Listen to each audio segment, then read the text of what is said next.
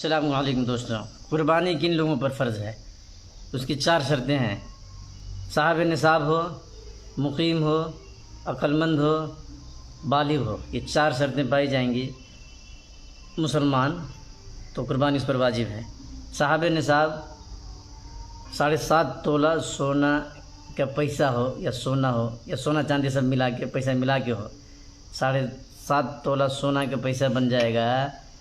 50,000 کے حساب سے، تو 1 تولہ کے 50,000، 2 تولہ کے 1 لاکھ، 4 تولہ کے 2 لاکھ، 6 تولہ کے 3 لاکھ، 7 تولہ کے 3.5 لاکھ، 3.5 لاکھ روپیہ اس کے پاس 10، 11، 12 یہ 3 دن ذی الحجہ کے مہینہ میں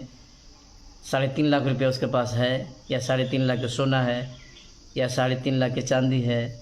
یا سونا چاندی روپیہ پیسہ سب ملا کے 3.5 لاکھ ہے، تو اس پر قربانی واجب ہو جائے گا۔ صرف 3 دن،